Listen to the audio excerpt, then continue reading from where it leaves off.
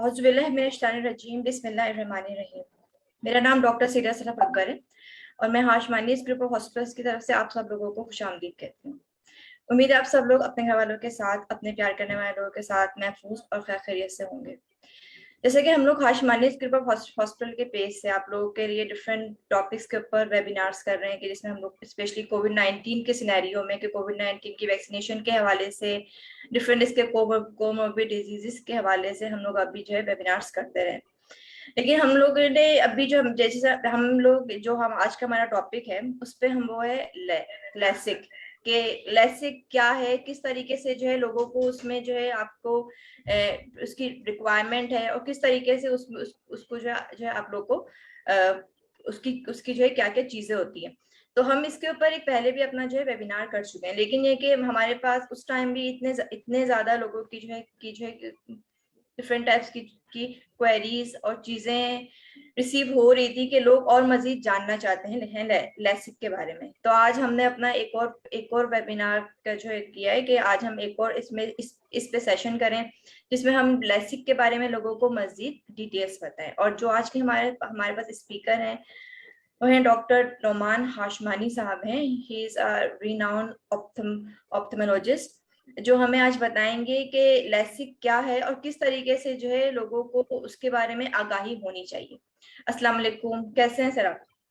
वालेकुम अस्सलाम, बिल्कुल ठीक हूँ जी डॉक्टर नोमान, आप हमें थोड़ा सा सबसे पहले तो लेसिक के बारे में ये बताएं कि लेसिक क्या है और ये किस तरीके से जो है बाकी जो डिफरेंट आई के ऑपरेशंस होते हैं, आई की जो सर्जरीज होती हैं, इससे ये डिफरेंट है। जी। तो लेसिक एक one of the most popular surgeries जो आजकल आई में की जाती है। इसको हम सर्जरी का नाम नहीं देते हैं, इसको हम प्रोसीजर का नाम देते हैं। इसका रीजन ये है कि it's a very quick and painless procedure है जिसमें बहुत ही मिनिमल रिस्क्स हैं। It takes about 10 to 15 minutes to perform the procedure on both of your eyes, and उसके बाद आप you are after a period of recovery आप basically glasses free हो जाते हैं। तो it's very different from a traditional surgery आप जिसकी बात करते हैं, जिसमें हम आंख के अंदर जाते हैं या उसमें बहुत इन्फेक्शियस डिजीज प्रोटोकॉल जो सबकी जरूरत होती है। लेसिक सर्जरी में हम आंख के बाहर ही रहते हैं और ऑब्वियसली उसमें जो रिस्क्स हैं बहुत कम होते हैं। उसमें हम एक बहुत ही स्पेशलाइज्ड लेजर होता है, उसके जरिए आंख का जो कॉर्निया है उसको रीशेप करते हैं ताकि आपका जो नंबर है वो दूर हो जाए। तो ये बेसिक है लेसिक का। अच्छा जी। अच्छा, इसमें एक चीज और भी जो लोगों की क्वेरीज आ रही होती है कि हम जो अगर कोई आम पब्लिक है, आम कोई फर्द है, वो कैसे अपने आप को जो रिकग्नाइज करे कि उसको लेसिक की जरूरत है या वो लेसिक आई सर्जरी या लेसिक प्रोसीजर की तरफ उसको जाना चाहिए। देखिए, अगर आप अपने चश्मे के साथ खुश नहीं हैं, so anyone that's wearing glasses can should undergo at least diagnostic testing for LASIK। ठीक है, ताकि हम देख सके कि आप लेसिक के थ्रू जा सकते हैं कि नहीं जा सकते। तो if you are someone that wants to get rid of your glasses, that any one of that person can come in and then get diagnostically tested, but obviously हर बंदा जो जिसको लेसिक हो सकता है वो करवाएगा नहीं, और not everyone is eligible for LASIK। तो जब एक बंदा हमारे पास आता है तो before we take him to the OR हमारी एक पूरी एक डायग्नोस्टिक एक पैराडाइम होता है जो जिसके थ्रू वो जाता है। तो नंबर 1 टेस्ट जो जिसमें he needs to go through is the topography, जिससे हम बेसिकली प्रेडिक्ट करते हैं कि आंख की जो स्ट्रेंथ है। So basically we are working on the cornea, which is आपका जो आंख के आगे वाला हिस्सा होता है उसको कॉर्निया बोलते हैं। तो उस कॉर्निया की इतना स्ट्रेंथ है कि वो लेसिक का जो प्रोसीजर है उसको हैंडल कर सके। तो हम एक टोपोग्राफी का टेस्ट रन करते हैं, उससे हमें पता चलता है कि आपका जो कॉर्निया है इफ इट्स गुड इनफ और नॉट। तो you'll be surprised to hear कि almost about 30% of patients, हमारी एक research published है about 1.5 years ago, तो about almost 30% of patients, meaning अगर 10 लोग मेरे पास आते हैं तो about 3 of them को हम मना कर देते हैं कि they cannot undergo LASIK because their cornea is not good enough to undergo that procedure. So yes, that screening process is very important to go through, and the second screening process obviously is उसकी dry eye analysis है, वो बहुत जरूरी होती है क्योंकि post operatively आपको थोड़े दिन के लिए ड्रायर रहती है, but if you already have it from before it can cause problems post operatively. Okay अच्छा, एक चीज और भी जो लोग अक्सर का सवाल कर रहे होते हैं कि इसमें कोई एज फैक्टर होता है या कोई एज लिमिटेशन होती है कि इस एज से पहले आपको लेसिक नहीं करवाना चाहिए या फिर इस एज के बाद आपको लेसिक सूट नहीं करता, तो is there any age restriction? जी, तो ये बहुत ही अच्छा सवाल आपने किया है, क्योंकि there is a very common misconception कि आप लेसिक 40 के बाद नहीं करवा सकते हैं, which is not true. LASIK के बारे में आप ये समझिए कि the older the patient is the safer it is for them, because आपका जो कॉर्निया है वो स्ट्रेंथन होता है ओवर टाइम नेचुरली अपने एक प्रोसेस के जरिए, because of UV light covalent bonds generate होते हैं उधर, तो उसकी वजह से it actually strengthens over time. तो if you are over 40 over 50 over 60 you can still undergo LASIK. अच्छा, जो लोअर ग्रुप आपका आ जाता है, अमूमन तौर पे यही कहा जाता है कि 18 से पहले आप नहीं करवाएं। उसका रीजन ये है कि 18 से पहले your cornea is also premature और उसकी जो स्ट्रेंथ होती है वो इतनी नहीं होती है, तो आप लेसिक के जरिए जाएंगे, that stress can actually make things verse. तो 18 से over, depending on the corneal topography, yes, people can go through it, and there's no upper limit to the age. Sometimes you don't do LASIK because आपको cataract आया हुआ होता है in that upper range 50-60 के बाद, but ऊपर वाली कोई एज लिमिट नहीं है, नीचे वाली की 18 से अबव हम लोग अभी बोलते हैं। अच्छा, इसमें एक चीज और भी होता है कि हम लोग सुन रहे होते हैं कि फेमटोलेसिक, एक फेमटोलेसिक या एक एक आम लेसिक की अगर हम बात करते हैं तो इसमें कोई बुनियादी फर्क होता है और क्या इसमें क्या बेसिकली अगर हम इसको डिफरेंशिएट करना चाहें तो? जी, तो there's बहुत अलग अलग किस्म के लेसिक हैं, आपने हमारे पेजेस पे भी देखा होगा, there's about 5 to 6 different types of LASIK।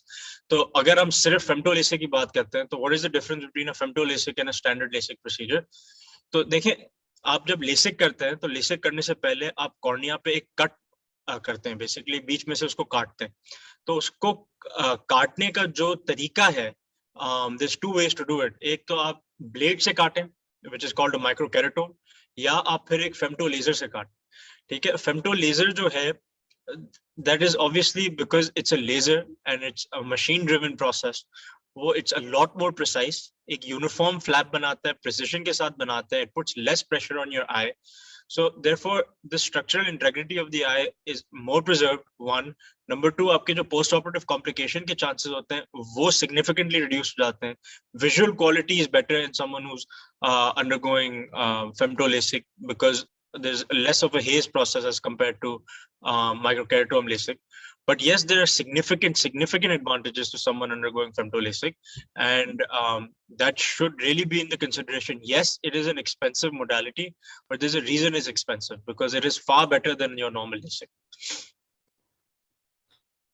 Okay अच्छा, एक और सवाल, एक बहुत इंपॉर्टेंट क्वेश्चन लोगों का ये भी हो रहा होता है कि अगर जब हम लेसिक करवा लेते हैं तो उसके बाद उनको कोई इसके ऐसे रिस्क फैक्टर होते हैं जो उनको जो है इसके बाद अब जो इस वाले प्रोसीजर के फौरी बाद या आफ्टर सम टाइम्स उनको फेस करने पड़ेंगे, तो इसके कोई रिस्क फैक्टर्स अगर इसमें इन्वॉल्व हैं तो? देखिए, अमूमन तौर पे हम क्या करते हैं कि पोस्ट ऑपरेटिवली हम लोग एडवाइस करते हैं कि पेशेंट जो है वो अपनी आंख में पानी नहीं डालेगा फॉर अबाउट 1 to 2 weeks। उसका रीजन ये है कि हमारा जो पानी है जो अनफॉर्चुनेटली कराची में मिलता है, इट्स नॉट वेरी स्टेराइल। ठीक है, उसमें बहुत मिलावटें होती हैं, as you all know, tap water specially जो आ रहा होता है, तो there is chances of infections if you put water in your eye prior to that time, because आपकी जो आंसू की लेयर होती है जो आपकी आंख को प्रोटेक्ट कर रही होती है वो बहुत डिफिशिएंट होती है in that initial phase, so that is a precaution that you need to worry about. ठीक है, देन हमारे प्री ऑप इवैल्यूएशन के जरिए भी हम पता करते हैं, but yes, a lot of people at least for the first couple of months जो होता है वो रात को जब ड्राइव कर रहे होते हैं तो उनको लाइट फैली हुई नजर आती है, this is known as the glare and halo effect। ठीक है, तो वो that is something that you need to, if you're a heavy driver, it is something that you need to talk to your ophthalmologist about कि how are they going to take care of it। obviously आप जब cheaper alternative की तरफ जाते हैं जो standard procedure है उसमें ये चीजें ज्यादा होती हैं, for example the glare and hello effect is more because वो simple एक number remove कर रहा होता है. As you go above custom Q, femto, and then obviously Contura Vision was made for this very particular problem. So let me just explain कि Contura Vision exactly है क्या, and हम लोग इतना, why is it so expensive? So first of all, Contura Vision is done with the femto laser. तो आधी cost तो आपकी उधर ही आ गई कि femto LASIK का जो process होता है उसमें चली गई. Then जो second process होता है, आपका आंख is not just glasses नहीं है, it's not a glass जो आप सिर्फ number हटा दें उसका, ठीक है. Your topography guided या Contura Vision जो होता है, आपके जो cornea है, it's like a fingerprint. तो आपका और मेरा fingerprint अलग है, किसी और का fingerprint अलग है, ठीक है. तो इस same in the same fashion, आपका जो cornea होता है, it's different in everyone. There are depressions somewhere, there are elevations somewhere, कहीं वो ज़्यादा flat होता है. So all of that needs to be taken into account when we are doing surgery, right? So that's what Contura Vision brings, right? It maps about 44,000 points on your cornea. उसको हर छोटी-छोटी चीज को map करता है, and then it creates a profile, a custom profile to that particular patient, जिससे हम ablate करते हैं, ठीक है. And that reduces this glare halo effect and visual quality का जो problems आते हैं, all that. That is why Contura Vision is such a successful procedure. Especially जब FDA ने इसकी study की थी, तो they figured out that normal people में जब हम ये surgery करते हैं, तो about 60 to 70% of these people get better than 6/6 vision. तो 6/6 vision is the standard, मतलब जो सबका होता है, ठीक है. And then after you undergo Contura Vision, or almost 50 to 60% go better than that, as compared to standard LASIK, जिसमें 6/6 is the limit. It's not, you don't go better than 6/6 vision. So these are things that we need to talk about. Plus after surgery हम लोग usually eye rubbing का बहुत ज़्यादा counsel करते हैं, because eye rubbing it's not just limited to LASIK, but eye rubbing causes corneal inflammation, जिसकी वजह से आपका cornea खराब होता है, ठीक है, and you start developing something called keratoconus या ectasia. So these are some things that we advise. Obviously all of that cannot be covered in the 5 minutes or 6 minutes जो मेरे पास हैं. But yes, these are small little things that we guide the patient through as the procedure goes, as we do the procedure, and we keep calling them back for follow-ups. Okay, अच्छा, एक और questions ये भी लोग पूछ होते हैं कि अगर वो LASIK का प्रोसीजर करवाते हैं, तो वो how long it does it remain, के उनको लाइफ में फिर दोबारा कभी इसकी जो है सर्जरी करवाने की जरूरत पड़ती है, या ये एक लॉन्ग लास्टिंग, या फिर उनकी पूरी लाइफ तक वो एक ही LASIK का जो है प्रोसीजर उनके लिए जो है वो होता है, इनफ होता है. ठीक है, तो this is something that we need to understand कि जो आंख है वो एक सिंगुलर चीज नहीं है. तो cornea is not the only thing that's giving the eye its numbers, right. तो number one, we need to understand कि आप मैंने जब कॉर्निया से आपके नंबर हटा दिए, तो most of the time these numbers do not come back, ठीक है, at least in the early phases of the life. जब आप 25, 30, 35 तक होते हैं, तो it's not going to come back. In 95, 96% of patients, it's not going to come back. When you're going to get your vision, and you're not going to need your glasses and all of that. But once you cross 40, 45, you start developing something called cataracts, ठीक है, मोतिया आना शुरू होता है आपको. तो जब वो मोतिया आना शुरू होता है, तो that's when your numbers will start returning. Your minus numbers will start returning, because that has nothing to do with the cornea. आपके जो अंदर, आंख के अंदर एक लेंस होता है जो क्लाउड होना शुरू हो जाता है, ठीक है. इसको कैटरैक्ट्स बोलते हैं, which is also one of the most common procedures जो आंख में हम करते हैं, ठीक है. तो that has nothing to do with LASIK, ठीक है. That is a completely separate process. And lifetime की आप बात करते हैं, तो LASIK up till 35, 40, it shouldn't bother you. But above that, yes, when you start getting cataracts, you're going to get your numbers, and that is a completely separate surgery. It's a completely separate operation, and yes, we will need to intervene with that. Okay. अच्छा, एक और सवाल इसमें ये भी है कि अगर हम जब कोई फर्द LASIK का प्रोसीजर करवाता है, तो उसका जो एक पॉजिटिव रिजल्ट होता है, या जो उसका एप्रोप्रिएट या अगर हम कहें कि अकॉर्डिंग रिजल्ट, वो उसको फौरी बात ही जो है नजर आना या मिलना शुरू हो जाता है, या उसमें थोड़ा टाइम लगता है कि टाइम गेन करता है, फिर आस्ता आस्ता उसका जो है उसको LASIK की इफिकेसी नजर आती है? देखिए फर्स्ट डे जब आप सर्जरी करा के जाएंगे तो we tell you to sleep for 6 to 7 hours anyways, ताकि आपकी आंख हील होना शुरू हो जाए. Now 80% of your vision, around 70 to 80% of your vision will come back the next morning. ठीक है, and most people are happy with this vision. They're very happy. 80% vision वापस आ जाता है, and they see the first time in their life they start seeing without glasses and they're saying, oh मेरी जिंदगी बदल गई है. Especially when you do it in -6 -7 वाले patients में आप करते हैं जिन्होंने कभी जिंदगी को एक्सपीरियंस ही नहीं किया होता विदाउट ग्लासेस, एंड जब वो देखते हैं एंड मतलब एक कोट है पेशेंट का जो जिन्होंने बोला था कि this is the first time I actually seen the moon. रात को मैं जब देखती थी तो मुझे मून नहीं दिखता था, मुझे पहली दफा मून दिखा है. तो yes, these are magical things and moments that we see with our patients. But yes, in the first day the next morning जब आप चेकअप के लिए आते हैं तो 80% विजन यूजुअली रिकवर हो गई होती है, and then the rest of the vision it takes the next couple of weeks जिसमें वो रिकवर होती है. But that 20% of vision, most people, it doesn't matter because people are already reading 6x6 and they're very happy कि मुझे चश्मे नहीं पहनने पड़ रहे और कुछ भी नहीं करना पड़ रहा. So yes, most of the vision comes back the very next day.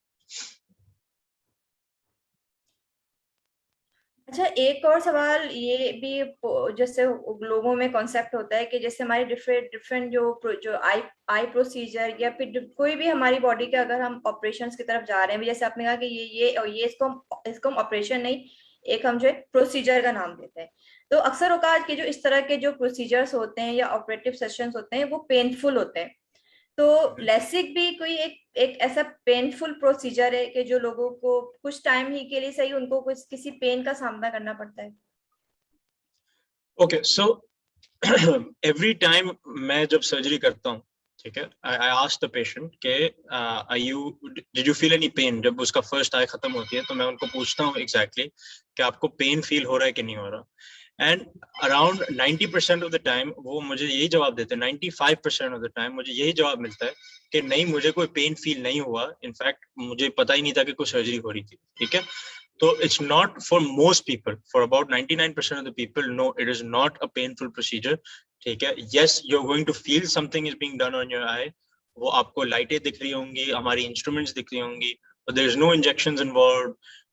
None of that stuff. It's a very painless procedure जिसके थ्रू आप जाते हैं. एक पॉइंट आता है जहां आपको हम आंख पे प्रेशर डालते हैं, ठीक है, and that's, we warn you before that, and that's the only sort of discomfort that you feel during that time. Most of the time the patient doesn't complain of any pain. Okay. अच्छा, इसमें एक और questions जो अक्सर औकात वो तो कि हम अगर जैसे लाजमी है कि हम कोई अगर कोई ऐसा फर्द है जिसको अपने लेसिक का प्रोसीजर करवाना है तो उसको जो है बोथ आईज इसमें इन्वॉल्व होती हैं, या उसको सिर्फ एक आंख का करवाए उसके बाद कुछ टाइम के बाद कुछ गैप देने के बाद वो अपनी सेकेंड आई का जो है लेसिक करवाए, या दोनों आईज का जो है एक साथ ही जो है प्रोसीजर हो सकता है? देखिए 99% ऑफ द टाइम हम लोग जो है वो दोनों आंखों को साथ करते हैं, अनलेस कि एक आंख में जरूरत ही नहीं है तो फिर हम एक आंख ऑफर करते हैं. लेकिन 99% of the time we do both eyes together. ठीक है, एक आंख एक दफा हम नहीं करते हैं usually. If there is someone that doesn't need it in one eye और एक आंख में उसको नंबर है और उसी आंख को निकालना है, दैट्स व्हेन वी से कि yes you can do one eye, but no, we usually do both eyes together. And that's when you feel that the surgery is actually worked. Because अगर आप एक आंख में कुछ और देख रहे हैं, एक आंख में कुछ और देख रहे हैं, तो वो एक फीलिंग नहीं आती है फिर आफ्टर द सर्जरी. तो yes, the advice would obviously be कि आप दोनों आंख को साथ करें. अच्छा, एक और प्रोसीजर होता है जिसको हम स्माइल जो है प्रोसीजर भी कहते हैं.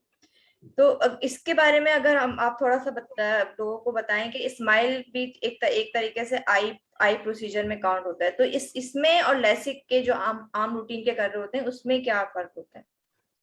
अच्छा, smile is small incision lenticular extraction. Basically इसमें क्या, हमने इनिशियली जब ये प्रोसीजर निकला था, ठीक है, दे यूज्ड टू से कि उसमें फ्लैप जो होता है नहीं बनता, हम अंदर से लेंटिक्यूल लगा के निकाल देते हैं. ठीक है, एंड बिकॉज फ्लैप नहीं बनता तो ड्राइनेस कम होती है, एंड बिकॉज फ्लैप नहीं बनता है तो trauma to the eye is less. But all of these things have basically been disproven now with most of the studies that have come. So smile is a relatively newer procedure. Okay, number one. Number 2, आपके जो dryness के factor जो smile बताता था, it stays for about 1 to 2 weeks. उसके बाद LASIK and smile are basically equal, but the visual quality is actually better in LASIK still because it's such an old procedure. उसमें इतनी research हुई भी है. तो we don't do smile, and there's a reason we don't do smile. हमारी जो confidence है, it's far more in LASIK surgery. ठीक है, smile is newer, but remember everything that's new is not better. ठीक है, there's a reason LASIK has withstood the test of time, and it is a simpler procedure to perform than smile, and it is more accurate than smile, and it has almost equal complication rates as both of them. So if I was to go undergo a refractive surgery, I would 100% opt for LASIK, not for smile. अच्छा, हाँ, हाशमानी group of hospitals के Facebook page से जो लोग हमें live सुन रहे हैं, देख रहे हैं, वो लोग भी हमारे साथ अपने क्वेश्चंस शेयर कर रहे हैं. आप लोग के जहन में भी अगर कोई सवालात हैं तो आप हमसे शेयर कीजिए. डॉक्टर नुमान हाशमानी हमारे साथ अभी मौजूद हैं, तो हम आपके जो है सवालात के जवाब देने की कोशिश कर रहे हैं. अभी हमारे पास साथ हैं आसिफ मुस्तफा दीवाने.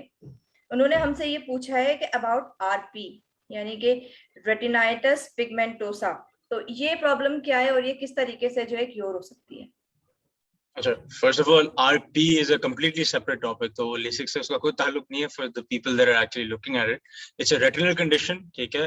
Retinitis pigmentosa is a genetic retinal condition जिसमें आपकी जो retina है by birth it starts getting affected. उसकी visions it starts getting affected. उसका जो retinal pigment epithelium है वो degenerate होना शुरू हो जाता है, and over time whoever the patient is, and depending on the genetic variant and उसकी जो susceptibility and all of that taking into account, तो वो आहिस्ते आहिस्ते नजर उसकी चली जाती है. फर्स्ट जो ऑप्ट होता है उसकी नाइट विजन जाती है बिकॉज पेरिफेरल रेटिना जो होता है वो इन्वॉल्व होता है, एंड देन आहिस्ते आहिस्ते आहिस्ते आहिस्ते आहिस्ते उसकी सेंट्रल विजन भी चली जाती है. Retinitis pigmentosa is one of the most researched topics in the world right now. अच्छी बात यह है राइट नाउ कि इस पे जेनेटिक स्टडीज भी चल रही हैं, and we have seen very encouraging results, specially coming out of the University of Manchester. और एक और जगह है जहां हमने देखा है कि जीन थेरेपी, जीन वेक्टर्स उन्होंने रेटिना के अंदर डिलीवर किए हैं जिसके through we have seen improvement in vision. Almost magical therapy है, but these are all experimental stuff and it's very very expensive. I think one injection costs around $500,000 to $600,000 at the moment. उसका जो second एक treatment जो अभी निकली नहीं है, again everything in retinitis pigmentosa is experimental. So the second therapy that's experimental is they implant they implant a chip on your eye that then starts seeing, और उसके एक neural connection बनाते हैं with your brain, and then you start seeing shapes and sizes and stuff. तो बहुत ही एक इसकी hype आपने देखी होगी actually Facebook पे, the bionic eye and all of that stuff. So it's not, patient is not magically becoming 6x6. उसको basically shapes दिखेंगे, sizes दिखेंगे, he can navigate around himself. But again, one implant will cost around $700,000-800,000. So these are all experimental stuff right now. Unfortunately, we don't have a treatment for retinitis pigmentosa anywhere in the world. So I don't have anything good to offer right now other than the fact that the future can become better. अच्छा, हमारे पास एक और हमारे viewers हैं जो हमें सुन रही हैं, उज़ैफा नदीम. उन्होंने हमसे पूछा है कि सबसे बेस्ट लेसिक कौन सा होता है जिसमें यानी कि 6x6 आई आपके होने के चांसेस होते हैं. देखें, LASIK is so advance now, ठीक है, कि 6x6 आपको हर प्रोसीजर में मिलेगा. ठीक है, it doesn't matter what LASIK you go for, you will get 6x6. The question today is not 6x6. The question is आपकी विजुअल क्वालिटी कैसी है, रात को आपको कैसे नजर आता है. आप जब दिन में जाते हैं तो लाइट तो आपको नहीं लग रही है, ग्लेयर हेलो इफेक्ट है वो आपको दिख रहा है कि नहीं दिख रहा है. आप जब पढ़ते हैं तो क्वालिटी कैसी बेहतर होती है. तो 6x6 was a goal 15 years ago. Today the goal is not 6x6. Today the goal is better than 6x6. It's visual quality. So you asked me the question कि best LASIK कौन सा. 101% Contoura Vision. ठीक है, Contoura Vision में या TopoGuided, these are the same names for the same procedure, two different names. ठीक है, Contoura Vision में like I said, about 44,000 different points को मैप करते हैं, जिसके थ्रू हम एक कस्टम प्रोफाइल बनाते हैं टू दैट पर्टिकुलर आई, और फिर उसको अपडेट करते हैं. तो if you want one single best answer, it's contour vision for sure, जिसमें हम femtolasic and topography and everything from our armament is used in that particular procedure. अच्छा, एक और हमारे पास अभी हमारे व्यूअर हैं अर्जुमन फारूक. वो हमसे पूछ रहे हैं कि कॉर्निया अगर फ्लैट हो जाता है तो कॉर्निया फ्लैट होने की सूरत में लेसिक है, फेम्टो है, या स्माइल या पीआरके, कौन सा ज्यादा जो है एक सुटेबल प्रोसीजर होता है? अच्छा, it depends on आप फ्लैट किसको बोल रहे हो. ठीक है, मेरे I would have to see your topography to understand कि what exactly you're calling flat. आपका नंबर क्या है, आप माइनस में हो, प्लस में हो, and can you undergo LASIK? Because if a certain flatness के बाद हम ये refractive procedures पे नहीं करते हैं, number one. Number two, अगर आपका नंबर ऐसा है जिस पे हम LASIK कर ही नहीं सकते, तो वो एक अलग. तो unfortunately I don't have an answer for that unless I see you myself, या मैं आपकी कोई रिपोर्ट देखूं जिसके थ्रू मैं आपको एडवाइस कर सकूं. तो इसका कोई आंसर नहीं है. It depends on your eye and depends on your reports. Exactly. अच्छा, अभी हमारे पास एक और जो मैंने क्वेश्चन पूछा था ये उजैफा नदीम का, इनका एक और अभी क्वेश्चन हमारे पास आया है कि शी इज 21 और उन्हें भी उनके डॉक्टर ने उनसे कहा है कि आप जो है लेसिक या कोई भी प्रोसीजर टिल 25 तक नहीं करवाएं. तो अभी उनका ये कहना है कि 25 तक उनकी आई का जो अकॉर्डिंग टू हर डॉक्टर के 25 के बाद आपकी आई साइट जो है वो खुद ब खुद सेट हो जाएगी, इंक्रीज हो जाएगी. तो वो हमसे पूछ रही है कि हाउ इज दैट, के मुझे भी उनकी एज अभी 21 है, तो अभी उनको लेसिक या कोई और ऐसा जो है प्रोसीजर करवाना चाहिए, उनके लिए सुटेबल होगा? अच्छा, देखें, अगेन इट डिपेंड करता है. उन्होंने 25 आपको बोला हुआ है, इज द नंबर चेंजिंग. ठीक है, आपका जो नंबर है वो स्टेबलाइज हुआ है कि नहीं हुआ. अगर वो नहीं स्टेबलाइज हुआ है तो our first priority is not LASIK, our first priority is to stabilize that refractive error. ठीक है, आपका जो नंबर है उसको स्टेबलाइज करें. ठीक है, बिकॉज हम रियलाइज नहीं करते हैं, लेकिन मायोपिया या नंबर इंक्रीज होने के जो फैक्टर्स हैं, वन हेड बॉबिंग है. जब हम पढ़ते हैं तो हम सर हिला रहे होते हैं. हमारा बिकॉज ऑफ कोविड ऑब्वियसली बाहर का टाइम कम हो गया है. तो आप अगर विटामिन डी लेवल्स चेक करेंगे, इन अराउंड 90% ऑफ पीपल आपको विटामिन डी लेवल्स डेंजरसली लो मिलेंगे. That is another factor. ठीक है, आउटडोर टाइम आपका कम हो गया है, तो आपकी जो सनलाइट है that actually has an effect on your retina that causes arrest of growth. And तो all of these factors need to be taking into account. अगर वो 25 बोल रहे होंगे, आई एम श्योर वो कुछ सोच के बोल रहे होंगे. आपके नंबर्स इंक्रीज हो रहे होंगे या आपकी टोपोग्राफी जो है वो सही नहीं होगी. अगर आपकी टोपोग्राफी सही नहीं है तो आप तो कभी जिंदगी में नहीं करवा सकते. But I'm sure it's probably because of the numbers themselves. Again, I can't comment on that unless I know what the case is. और मुझे कोई वो आके दिखाते हैं. तो after that I can advise you. But 21 is a safe age for LASIK if all of the factors are met. Thank you doctor Numan. अच्छा, एक और अभी हमें है मासूमा जैदी. उनकी बेटी है 15 ईयर्स की. अब वो पूछ रही है कि उनकी बेटी की जो है लेजी आईज है. वो कह रही हैं कि उनका नंबर अभी वो क्या 15 है, उस जो है लेजी आई का जो नंबर है वो भी उनके जो है 15 है. तो अब वो मजीद किस तरीके से इस चीज को जो है सॉल्व करें, इसका जो है सोल्यूशन क्या है? देखिए, lazy eye, first of all age of the patient is very important in someone who is amblyopic. Lazy eye का दूसरा नाम है एम्ब्लायोपिया. ठीक है, तो उसमें हम आपका जो नंबर है, ऑब्वियसली लेजी आई इसलिए डेवलप हुई है बिकॉज उन्होंने चश्मा अपने बचपन में नहीं पहना होगा. ठीक है, या उनको पहनाया नहीं गया होगा. ठीक है, तो that is something that we need to start right away.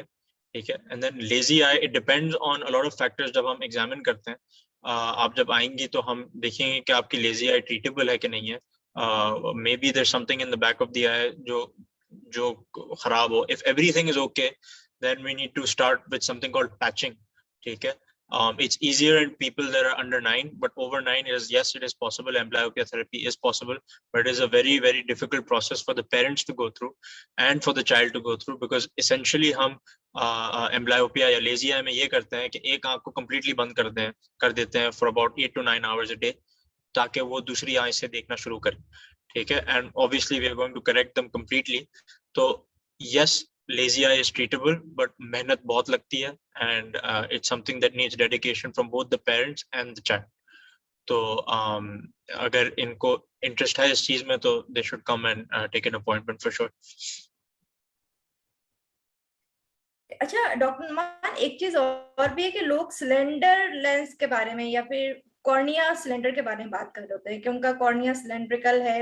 अभी हमारे पास कुछ क्वेश्चन आ रहे हैं, तो थोड़ा सा अगर आप कॉर्निया सिलेंडर कॉर्निया के बारे में बताएंगे, फिर मैं ये जो है कुछ क्वेश्चन आपसे जो है शेयर कर लेती हूँ कि ये क्या, इसके क्या मीनिंग्स होते हैं, क्यों है ये वाली जो है प्रॉब्लम होती है। अच्छा देखिए, हमारे पास जब भी आप चश्मे का नंबर लेने जाते हैं, ठीक है, तो there are two readings on that चश्मे का नंबर, ठीक है। एक होता है स्फीयर और एक होता है सिलेंडर, ठीक है। तो जो स्फीयर का जो नंबर है वो है कि आपकी जो आई की जो लेंथ है वो कैसी है, ठीक है। एंड सिलेंडर जो होता है वो आपकी कॉर्निया की इरेगुलरिटी की वजह से होता है। मतलब वो कॉर्निया एक स्फीयर नहीं है, वो कहीं से ज्यादा फ्लैट है और कहीं से ज्यादा स्टीप है। तो वो दो अलग अलग मेरिडियंस में दो अलग अलग चश्मे के नंबर लगते हैं उसमें। तो that is what a cylinder is known as, ठीक है। अब सिलेंडर क्यों डेवलप होता है ये तो एक बहुत बड़ी रिसर्च का एक टॉपिक है, बट जस्ट फॉर बेसिक एक समझाने के लिए, सिलेंडर के दो मेन वजूहत हैं बचपन में जब वो डेवलप हो रहे होते हैं। One, stop your kid from rubbing their eyes, ठीक है। eye rubbing causes weakness in the cornea, or that weakness can lead to not only cylinders but a condition known as keratoconus. Number one. Number to, आप जब अपने बच्चे को TV दिखाते हो, ठीक है, या बुक पढ़ाते हो, it is very important that TV is on I level. Now if imagine आपने टीवी उसको आई लेवल से ऊपर दिया हुआ है, तो इज कॉन्स्टेंटली लुकिंग अप, ऊपर की तरफ, ठीक है। इफ इज लुकिंग ऊपर की तरफ, उसका विजुअल एक्सिस चेंज हो गया है और उसका जो ऊपर अपर लिड है वो कॉर्निया पे प्रेशर डाल रहा है। That then converts into astigmatism over time, ठीक है। तो इट्स वेरी इंपॉर्टेंट, ये छोटी छोटी चीजें बहुत मैटर करती हैं, but again that is not something that we can cover in the next 2 to 3 minutes, is a very big topic. तो ये दो चीजें आप एटलीस्ट कंट्रोल करें, आई रबिंग, ठीक है, ऑन दी आई। सो साइडों पे जो हड्डियां हैं उस पर आपने जितना रब करना है करें, बट आंख के ऊपर आपने रब नहीं करना है, number one. Number to, that TV on I level and book reading पे posture and stopping of head bobbing, these are all very important factors that then contribute to astigmatism. Thank you so much for this detail कि आपने इतनी detail में बताया। अच्छा अब मैं questions वो दोनों शेयर करती हूँ। एक है सैयदा हिना शाह और एक है हमारे पास, इन्होंने भी, सैयदा हिना शाह ने भी हमसे पूछा है कि लेसिक से जो है सिलेंडर नंबर हट सकता है।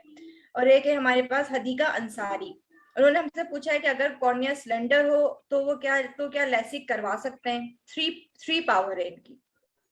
Of course करवा सकते हैं। Cylinder is more difficult to remove than sphere, yes, but we can remove cylinder, ठीक है। अगर आपका 3 नंबर है तो I don't think it's going to be much of a problem. We can remove it in one sitting, but sometimes अगर -5 -6 से ज्यादा cylinder किसी का होता है तो we sometimes tell them that it might need 2 sittings, 2 LASIK procedures, मतलब 2 sittings of LASIK procedures जिसमें हम वो नंबर completely गायब करते हैं। But yes, it is possible to remove cylinder with LASIK surgery. Arjuman Farooq, उन्होंने हमसे पूछा है कि आईसीएल सर्जरी के बारे में भी थोड़ा सा अगर हम थोड़ी सी डिटेल उनको बता दें कि it's safe for negative numbers for LASIK और ये नॉट रिकमेंडेड बाय डॉक्टर्स, कि ये आईसीएल सर्जरी क्या होती है। अच्छा, ICL surgery is basically intraocular surgery है, जिसमें आपको अगर मैं बेसिक समझाऊं तो वो ये है कि अगर आपके आंख में आप कॉन्टैक्ट लेंस पहनते हैं, ठीक है, तो आपका नंबर गायब हो जाता है। Basically what we do is we take a very specialized form of that contact lens and we put it inside your eye. So we put it on top of the lens. So we don't remove anything from your eye. We just put another contact lens between your iris and your lens, और उससे आपका number चले जाता है। तो this is very very popular for patients who, one, cannot undergo LASIK, and number two, those who have very very high numbers. So we've removed up to about -15, -16, -17 patients, -20 patients को हमने ICL surgery के through numbers को बिल्कुल ही खत्म कर दिया है।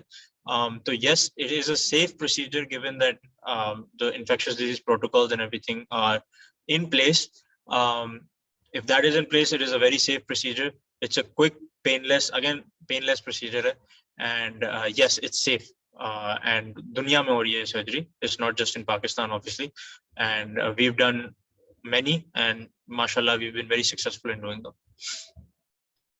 अच्छा, अभी हमने जो है रिसेंटली अपना एक आजादी ऑफर किया था ना, जिसमें हमने जो है लैसिक के हवाले से कि टोपो लैसिक, और फिर ये हमने एक और ये टोपो गाइडेड भी हमने एक ऑफर किया था। तो अभी जो है हम लोग क्योंकि जो है गाय बगाए ये इस तरह की जो जैसे लैसिक के बारे में हमारे डिफरेंट आई प्रोसीजर्स के ऊपर हम लोग जो है ऑफर्स पे वो एक डील या फिर इस तरह की जो है चीजें कर रहे होते हैं। तो अभी जैसे अगर आप टोपो गाइडेड के बारे में भी थोड़ा सा बता देंगे कि टोपो गाइडेड क्या है, ताकि आगे हम जब ये लोगों को पता चले कि भाई हम लोग ये लैसिक और टोपो गाइडेड में भी कर रहे हैं, तो लोग इससे जो है मुस्तफीद हो सकेंगे। अच्छा देखिए, topo guided and Contoura vision are the same thing. ठीक है, अगर आपको कोई बोलता है कि मैं कॉन्टूरा विजन कर रहा हूँ, तो that is the same thing as topo guided. जैसे मैंने बताया था कि हम 44,000 पॉइंट्स को मैप करते हैं कॉर्निया के ऊपर, and then we make a custom profile for each eye and then we update it. Now the question is what is the difference between bladed topo guided and Contoura vision, जो हम दो अलग अलग packages offer करते हैं। So a lot of people came and complained to us कि यार बहुत expensive procedure है, we wanted and हमें करवाना है, लेकिन आप लोग बहुत ज़्यादा charge कर रहे हैं. Unfortunately, that charge isn't because we want to charge it, it's because the machines and every protocol that we follow is very expensive in and of itself. तो हमने फिर सोचा कि हम किस तरीके से इसको ज़्यादा affordable बना सकते हैं। तो हमने हम एक आइडिया लेके आए जिसका नाम है ब्लेडेड टोपो गाइडेड। तो उसमें हम करते ये हैं कि instead of using a femto LASIK, ठीक है, it's the same contour vision, but instead of using a femto laser, we then use a microkeratome, जैसे हम custom Q LASIK में use करते हैं या standard में LASIK में use करते हैं। तो it's the same custom profile वो build करके हम instead of a femto laser हम use कर रहे होते हैं a blade, and वो blade के जरिए ताकि आप लोगों की भी cost बच जाए, and we can make this procedure just a little bit more affordable for the masses, and that is the thought behind this procedure. Thank you so much. अच्छा, हमारे पास जो है माशाल्लाह से लोगों के फीडबैक भी आ रहे हैं कि यहाँ से उन्होंने जो है लैसिक का प्रोसीजर करवाया या डिफरेंट प्रोसीजर्स करवाए हाशमानीज ग्रुप ऑफ हॉस्पिटल से, तो उनका बहुत अच्छा जो है रिजल्ट रहा। हमारे साथ एक हैं समीउर रहमान साहब, वो कह रहे हैं कि लास्ट मंथ उन्होंने जो है हाशमानी से ही लैसिक अपना करवाया था, बट उनको एक प्रॉब्लम ये आ रही है कि उनकी आई बहुत ज्यादा जो है ड्राई रहती है। वो कह रहे हैं कि तकरीबन 1 मंथ अभी होने वाला है, तो क्या इसका क्या कोई हल है कि उनकी आई बहुत जो है थोड़ी सी जो जल्दी रिकवर हो जाए या इतनी ज्यादा ड्राई ना रहे। सही है। तो ये एक बहुत ही कॉमन कॉम्प्लिकेशन है पोस्ट लेसिक, जब जैसे मैंने बताया था कि ड्राइनेस रहती है and it can stay for the first couple of months. तो आपकी जो दवाई आपके डॉक्टर ने दी होगी, नंबर 1 लुब्रिकेंट्स दिए होंगे आपको, वो आप बहुत ज्यादा इस्तेमाल करना शुरू कर दें। मतलब एवरी 2 आवर्स भी आप डालेंगे तो it's not a huge issue, it's a very safe drug. ठीक है, and then you will have to come in if you want advice, if you want some sort of clinical advice, तो वो मैं इधर बैठ के तो नहीं दे सकता। आई कांट सिट एंड से कि आप ये दवाई ले लो, ये दवाई ले लो। ऑब्वियसली हर कंसल्टेंट का अपना तरीका होता है इसके साथ डील करने के लिए, बट यस लुब्रिकेंट्स तो आपको 100% दिए होंगे। वो लुब्रिकेंट्स को आप every 2 hourly every hourly use करना शुरू कर दें तो इंशाल्लाह in a couple of months this will subside, और ये काफी बेहतरी की तरफ जाएगा, उसकी आप फिक्र नहीं करें। बाकी of course talk to your consultant and tell him कि this is happening. But there's one thing that I would like to say in this particular topic is that a lot of people come in and they start saying कि हमने हर के गुलाब लगाना शुरू कर दिया। So please don't do that। ठीक है, number 1 हर के गुलाब लगाना बंद कर दें। हर के गुलाब में there is a mixture of steroid, and what happens is that inadvertently आप लोग रोज हर के गुलाब लगा रहे होते हैं, and then that patient comes in to us कि यार मेरी नजर चली गई है, and the reason is कि हर के गुलाब का जो steroid है वो pressure raise कर देता है, आंख का pressure raise कर देता है, you develop glaucoma, you don't know what's going on, and so don't use हर के गुलाब। Please come to your doctor and उनसे try to find a solution for whatever your problem is। अपने आप को self medicate नहीं कर, क्योंकि there's a lot of parameters जो आपको नहीं पता होता, and then you come in and then there's just a regretful feeling from both sides। Thank you. अच्छा, आए हैं सबा एमन साहब। सबा एमन जो है आपको और माशाल्लाह से आपकी पूरी टीम को अप्रिशिएट कर रही हैं कि आई अप्रिशिएट यू कि माशाल्लाह से जो है you are working very well. अच्छा, एक हमारे साथ हैं भी में से मजाला वसीम, वो उनका ये है कि अगर लैसिक करवाने के बाद अगर बड़ी एज में या आगे जाकर फर्दर अगर कोई मोतिया की शिकायत हो जाती है तो उसका फिर उनको उसका फिर ऑपरेशन हो सकता है या उसका फिर जो है कोई किसी किस्म का जो है क्योर है? देखिए, मोतिया एंड लेसिक का टू सेपरेट प्रॉब्लम्स, ठीक है। तो आपका जो चश्मे का नंबर है वो हम लेसिक के जरिए निकाल सकते हैं। Like I said, the older the patient is, the safer the surgery is, ठीक है।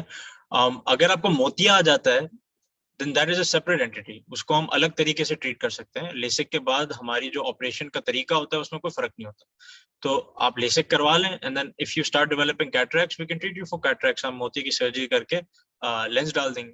That is a whole different. Another option आपके लिए ये है कि if you are so worried about cataracts, हम आपको रिफ्रैक्टिव लेंस एक्सचेंज भी ऑफर कर सकते हैं, जिसमें हम आपकी बेसिकली जो कैटरैक्ट सर्जरी है उसको प्री मेच्योर हम निकाल के लेंस डाल दें, तो उसमें फिर आपको कैटरैक्ट बाद में फिर डेवलप नहीं होगा।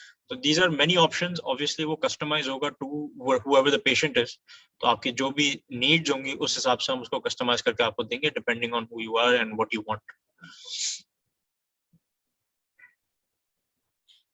अच्छा, ये तो जैसे ये एक हमें एक आम मोतिया की बात करते हैं। अभी हमें एक पूछा है साजिद हुसैन साहब ने, वो बात कर रहे हैं सफेद मोतिया की। तो सफेद मोतिया के अगर किसी को मर्ज हो जाता है तो उसके लिए क्या, आई थिंक उसके लिए भी अगर सेम यही वाला प्रोसीजर होगा, तो प्लीज इसको आप थोड़ा सा एक्सप्लेन कर दें। अच्छा अच्छा, there's two different types of Motiaz. अगर आप उर्दू में बात करें तो एक सफेद मोतिया होता है, काला मोतिया होता है। सफेद मोतिया आर कैटरैक्ट्स, ठीक है, exactly what I was talking about. तो वो कैटरैक्ट की एक सर्जरी होती है जिसके अंदर हम लेंस इम्प्लांट कर देते हैं, your number goes away and you start seeing better। काला मोतिया is glaucoma, it's a completely different entity. तो सफेद मोतिया जो है उसको तो हम आपकी सर्जरी के थ्रू आपको ट्रीट कर सकते हैं। काला मोतिया is little bit more complicated, उसको फिर आपको आके इवैल्यूएट करवाना पड़ेगा, वो एक अलग चीज है। बट यस, सफेद मोतिया की सर्जरी होती है।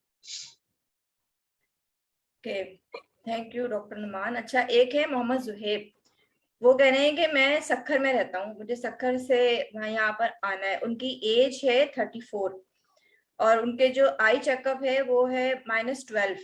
तो वो कह रहे हैं क्या वो एलिजिबल हैं कि वो लेसिक करवा सकें? ये -12 is a very big number, ठीक है। उसके पहले हम आपका पर्दा देखेंगे, रेटिना देखेंगे कि उसमें कोई खराबी तो नहीं है, नंबर 1। नंबर 2, हम आपकी कॉर्निया की रिपोर्ट देखेंगे, टोपोग्राफी, जैसे मैंने आपको बताया था। तो उसमें हम देखेंगे कि आपका नंबर एक्चुअली निकल कितना सकता है। -12 आई एम श्योर पूरा नहीं निकलेगा, ठीक है। वो I can tell you right off the bat, -12 is a very very big number, ठीक है। There are a lucky few जिसका -9 -10 निकल जाता है, but it depends on your topography. आप जब आएंगे तो पहले तो आपका रेटिना चेक करेंगे कि there is no sign of weakness और some tier in the retina, जो आपको प्रोसीजर के बाद may cause some sort of problem. और फिर उसके बाद आपको एक अगर let's say that you can not undergo LASIK surgery, let's say that आपकी टोपोग्राफी भी सही नहीं आती, then you have other options. You have refractive lens exchange, जैसे किसी ने हमने आपसे पूछा कि ICL सर्जरी, वो हम कर सकते हैं। So yes, there are different ways that we can help you. LASIK is not the only way to help your kind of patients. There are different modalities. So आइए please, we'd be happy to welcome you. कुल। अच्छा, जो लोग हमें हमारे हाशमानी hospitals के Facebook page से live देख रहे हैं, सुन रहे हैं, उनके जहन में भी अगर लेसिक के हवाले से या डिफरेंट आई प्रोसीजर्स के हवाले से कोई अगर क्वेश्चन है, कोई बात है, तो वो हमसे शेयर करें। डॉक्टर नुमान हाशमानी अभी हमारे साथ मौजूद हैं, तो हम आपके जो है सवालों के जवाब आपको देंगे। अच्छा, हमारे पास साथ एक है मिस हदीका अंसारी। वो ये पूछ रही है कि अगर लेसिक करवाने के बाद उनको उनके डॉक्टर ने जो लुब्रिकेंट प्रिस्क्राइब किया है, क्या वो उसको खुद से चेंज कर सकते हैं कि सिस्टेन के अलावा और कौन सा यूज कर सकते हैं? देखिए, मैं I am not going to give medical advice over the air. तो आपने एक दवाई का नाम लिया, I am not going to repeat the name. It's a lubricant, but remember, all lubricants, the only advice I can give you is that all lubricants are not the same. Lubricants के अंदर different preservatives होते हैं, different formulations होती हैं। तो I would highly advise against changing any lubricant without the doctor's advice। जो आप दवाई यूज कर रही हैं, that's a very good drug, keep continue करें उसको।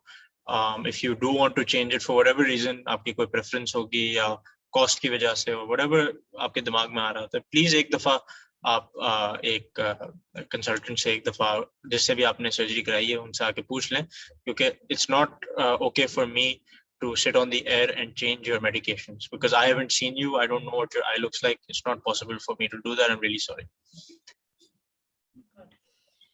जो हमारे साथ हैं, जैसे मैंने आपसे कहा कि हमारे पास क्वेश्चंस के अलावा हमारे फीडबैक भी आ रहे हैं कि जो लोग यहाँ से लेसिक का प्रोसीजर्स करवा कर जा चुके हैं, वो लोग भी हमारे साथ हैं। एक है इशाल हिजाबी, कह रही मैंने भी करवाया है 1 साल पहले लेसिक का, अल्हम्दुलिल्लाह बहुत जबरदस्त एक्सपीरियंस रहा।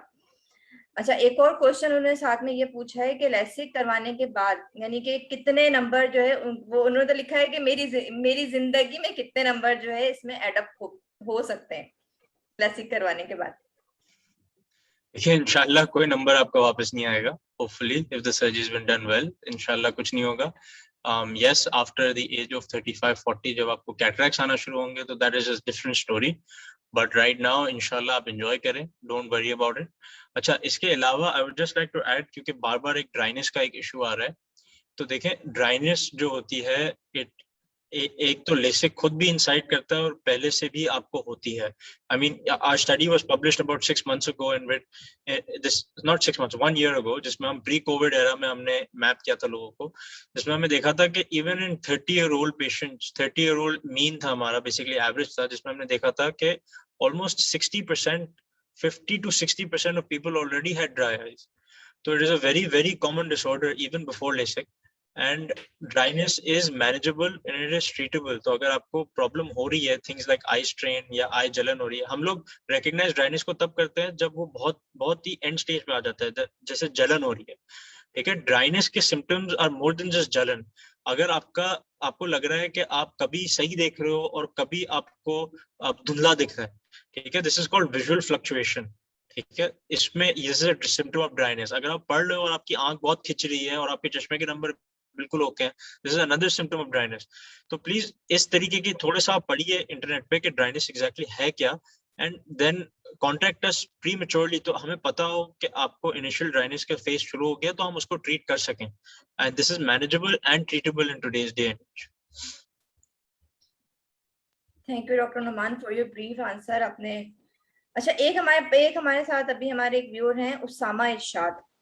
अच्छा, इससे पहले मैं आपसे एक क्वेश्चन ये मैं करना चाहूंगी कि जैसे जो लोग लेसिक का प्रोसीजर करवाते हैं, वो लोग अगर जैसे कोई किसी किस्म की प्लेइंग एक्टिविटी में, स्पोर्ट्स एक्टिविटी में इन्वॉल्व होते हैं या ड्राइविंग कर रहे हैं या कोई इस तरह की उनकी एक्टिविटीज होती है, तो उस पर कोई इफेक्ट पड़ता है कि वो आफ्टर लेसिक या बिफोर लेसिक उनको कोई किस तरह की एहतियात करनी चाहिए या किस तरीके से लेकर फिर अपनी लाइफ को आगे मूव फॉरवर्ड होना चाहिए?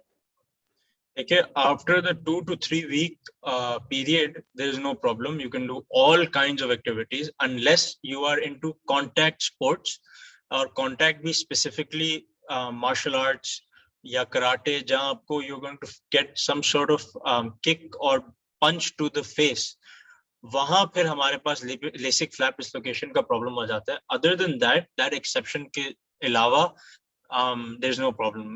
You can do you can play cricket, football, जो आपको खेलना है आप खेल सकते हो, कोई उसमें कोई, बल्कि there's many famous footballers जिन्होंने लेसिक करवाया। For example, आपने सुना होगा famous goalkeeper है that plays for Manchester United, David De Gea. He has had LASIK surgery. There's many footballers that have had LASIK surgery, so it's a safe and effective procedure. LASIK flap dislocation का जहाँ तक बात है, in the entire literature there have been maybe 2 cases in the last 20 years that have been reported. So it's a very very rare event, और वो भी in those that have extreme contact sports, nothing else. अच्छा, जो मैं आपसे कहती हूँ उसामा इरशाद साहब, उन्होंने पूछा है कि वो फुटबॉल खेलते हैं, वो फुटबॉल प्लेयर हैं, तो वो कह रहे हैं उनका नंबर है -6, तो हाँ हम उनको जो है रिकमेंड कर सकते हैं कि वो लेसिक का प्रोसीजर करवाएं? Of course, आपका अगर टोपोग्राफी ओके आता है और आपकी ड्राइनेस के scores are okay, then yes you can go for it. आपको हम बोलेंगे कि 3 से 4 हफ्ते आप फुटबॉल को छोड़ दीजिएगा, उसके बाद आप you can 3 से 4 भी नहीं, 2 से 3 हफ्ते हम बोलेंगे कि फुटबॉल को छोड़ दें, उसके बाद you can continue. Yes, of course you can. There's no problem at all. अच्छा, इसमें एक और सवाल मेरे पास ये आया कि हम जो है अगर हम फेमटो लेसिक करवा रहे हैं या किसी और भी किस्म की लेसिक की जो है सर, तो इसमें अगर जैसे एक लेसिक करवा लिया, एक हमने प्रोसीजर करवा लिया, उसके बाद अगर हम चाहें कि हम और किसी तरीके की जो है अपनी आई सर्जरी या कोई और ट्रीटमेंट अगर हम करवा सकें, तो ये ऐसा पॉसिबल हो सकता है? अच्छा, इसके दो सवाल हो गए। देखें, एक तो ये है कि अगर आप बोलेंगे कि मैं फेमटो लेसिक कर दूं और फिर स्टैंडर्ड लेसिक कर दूं, that would be very counter intuitive. ठीक है, बिकॉज फेमटो लेसिक में जो इनिशियल फ्लैप बनता है वो तो आपने बना लिया है विद अ फेमटो लेजर। अब मैं उसके ऊपर ब्लेड क्यों मारूं? ठीक है, तो दोज आर्ट इंटरचेंजेबल। आपने एक लेसिक का करवा लिया, you can stick with that LASIK for the rest of your life. अब लेसिक के बाद कैटरेक्ट सर्जरी, तो that I have already answered कि यस, लेसिक के बाद हम cataract surgery, retinal surgery, all the other types of surgeries का LASIK से कोई ताल्लुक नहीं है। बट लेसिक के बिटवीन इंटरचेंज करना is a little bit difficult, unless कि हमें कोई आपका ऑप्टिकल जोन ठीक करना है या कोई सॉर्ट ऑफ प्रॉब्लम हुआ है आपके फ्लैप के साथ और उसमें हमें कंटूर ऑफ विजन करके उसको फिर से सेंटर करना है, वो एक अलग बात है।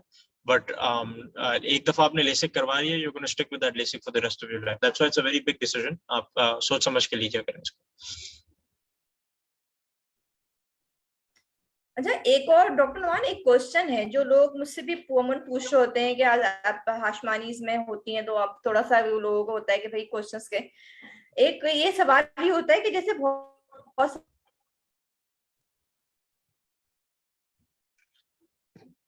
अच्छा doctor Mishra, I think I can't hear you. होते हैं कि अगर वो लेसिक के जो हैं तो फिर वो क्यों नहीं, अगर जो है लेसिक ऑपरेशन कर जो है करवाते हैं कि उनको जो है ये वो ग्लासेस ना लगाएं। तो ये अच्छा क्वेश्चन भी जो है ना लोग बहुत मुझसे जो है पूछ रहे होते हैं। मैंने कहा मैं आपसे अच्छा डिस्कस करूं। अच्छा, इफ आई अंडरस्टूड करेक्टली, क्योंकि बीच में रुक गया था, तो आप पूछ जी, रहे हैं कि मैंने लेसिक क्यों नहीं करवाया, इज दैट राइट?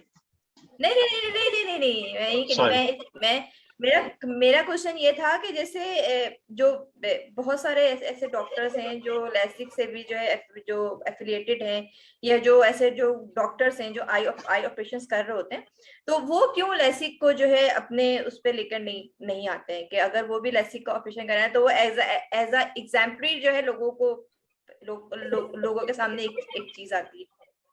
अच्छा, दूसरे लोग लेसिक लेके क्यों नहीं आती हैं, इज दैट द क्वेश्चन?